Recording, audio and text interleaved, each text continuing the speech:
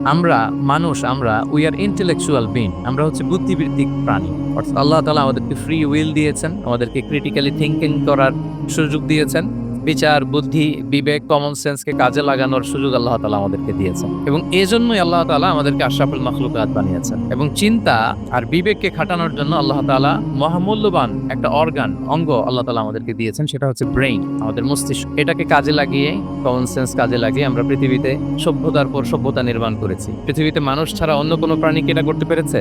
এবং আপনি শুনলে অবাক হবেন, আমাদের এই যে ছোট্ট ব্রেনটা, খুব বেশি না কিন্তু ওজন, একটা প্রাপ্তবয়স্ক মানুষের human brain on an average 3 pounds, মানে 1.5 কেজি। এই 1.5 কেজি ওজনের ব্রেন দিয়ে আমরা পৃথিবীতে এই সভ্যতাগুলো বিনির্মাণ করেছি। আমাদের এই ব্রেইনের মেমোরি ক্যাপাসিটি, মেমোরি স্টোরেজ অনেক বেশি। বিজ্ঞানীরা গবেষণা করে ওনারা জানিয়েছেন যে আমাদের হিউম্যান ব্রেইনের মেমোরি হচ্ছে 2.5 পেটাবাইট।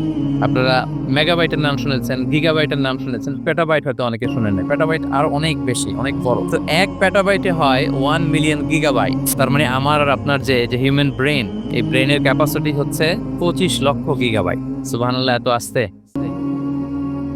তো এই বিচার বুদ্ধি, বিবেক বুদ্ধি, এগুলোই আমাদেরকে পশু থেকে আলাদা করেছে। পশুর কিন্তু এই ইন্টেলেক্ট নাই, বিচার বুদ্ধির ক্ষমতাটা তাদের নাই। আমাদের ফ্রি থিঙ্কিং করার সুযোগ আছে, আমাদের ইন্টেলেক্ট আছে, আমাদের ইন্টেলিজেন্স আছে। আমরা আমাদের সিদ্ধান্তগুলো নিজের মন মতো করে নিতে পারি। এজন্য আমরা হচ্ছে আশরাফুল মাখলুকাত।